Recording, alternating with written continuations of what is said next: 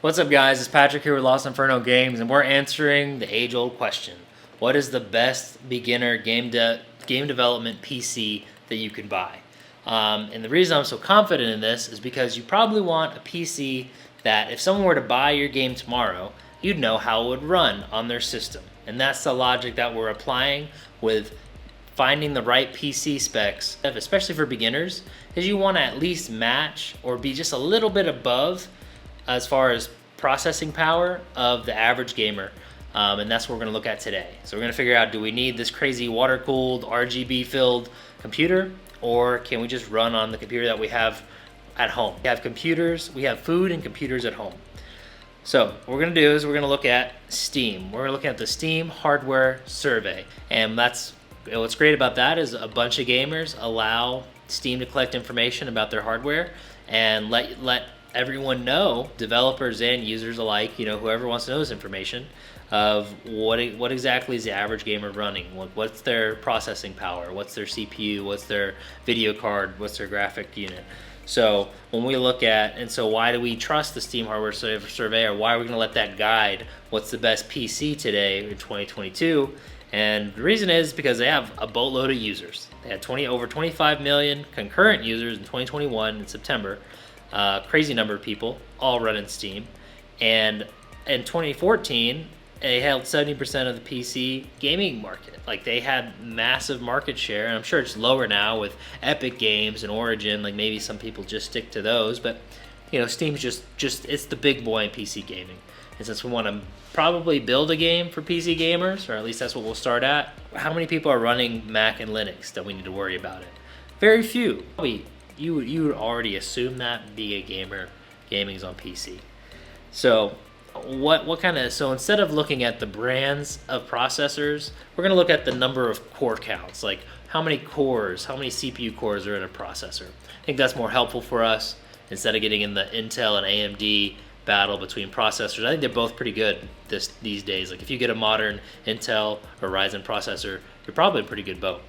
So we're going to look at this and see a third of people are using 4 cores. I'm going to at the end of the video, I'll have a list of what your specs are if you just want to jump up front and see what the specs are.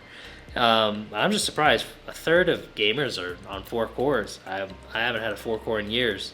So that's really interesting. And then, another third have 6, and then almost 20% have 8 or more.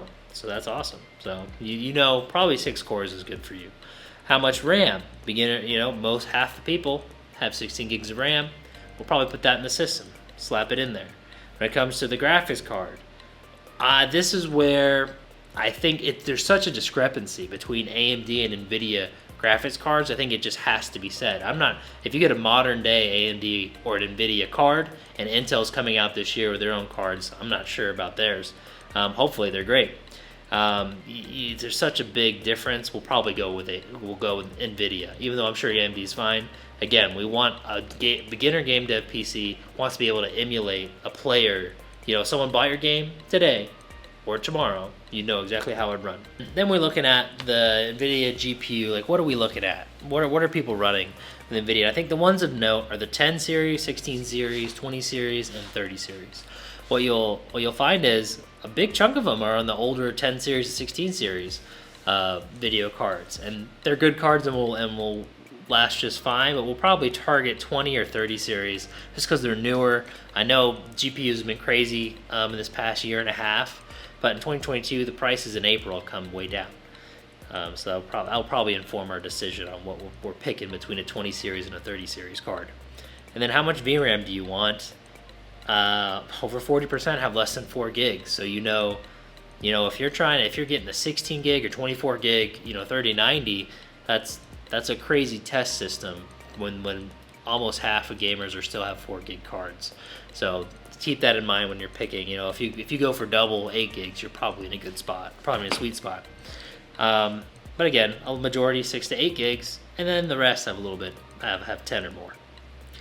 And that comes to the final conclusion of the video, is what's the best beginner game dev PC, and that would be a processor with 6 cores, a video card, probably Nvidia 3060 or 3060 Ti, memory of 16 gigs, 1 terabyte of storage, and you probably want a Windows operating system.